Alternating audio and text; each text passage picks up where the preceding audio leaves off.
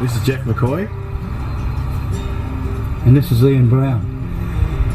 Ian's a big wave rider, and I've been making him boards for quite a few years now. And this is an example of where we've progressed to over that time. So we started off with this 8.6.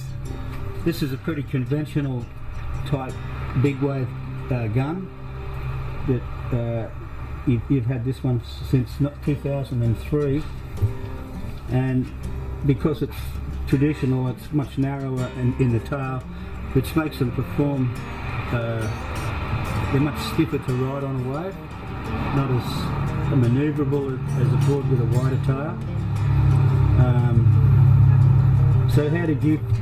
What would you? Yeah, I had some great waves on it, but it wasn't until I got on the wider ones I realised I could have so much more fun on the wider tail.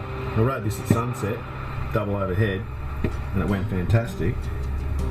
But, this is where this style of board is originated from, Sunset. That's what they were meant to do. But when I was there, I noticed a lot of the guys were riding wider tails. Right. Well, then after you rode this and discovered the wider tail version, you thought that it was way more manoeuvrable, eh? Yes. And you can still paddle it just as well or better than this. Better. Even though it's 4 inches shorter. Yeah. It's got more volume, more area. And it was quite by accident. I originally got this one to surf broken head. Yeah. 2 feet broken head. And it wasn't until I started taking it out of bigger waves I realised that it went fantastic in the big stuff as well.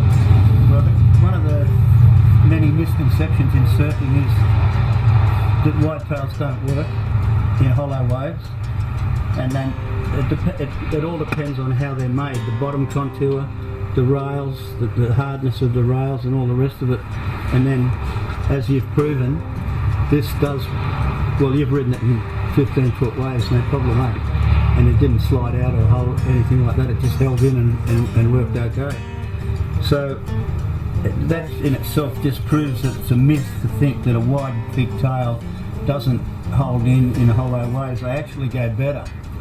But after the experience that Ian had on riding this one and this one, he thought it mightn't be a bad idea to get another board that was in between both of them. And so this is this one here. This is 8'6". It's 22 inches wide, 3.5 inches thick. Yeah. 15-inch nose and 16.5-inch tail. Yeah. And so, and it does perform like in between both of them, eh? It's fantastic. Yeah.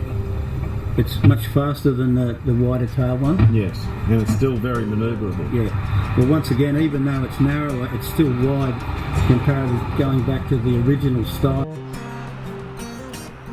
I found that these epoxy ones were too light when the wind was strong. So I went with this one. This is 8 kilos. Yeah. 16 pounds. And this one's 7.9, but this has been snapped in half twice. right. So basically, it's probably about 6.5, really. Yeah. Yeah.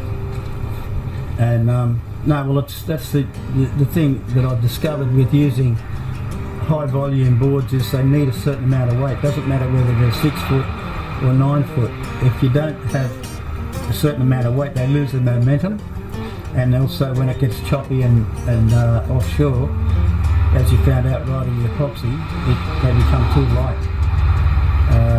You'll find that if you already have it, this one will, when it gets choppy and offshore, it'll still run through the water and pull long arcs like that you need to do on big waves. Yeah. Smashes through. Yeah. Smashes through.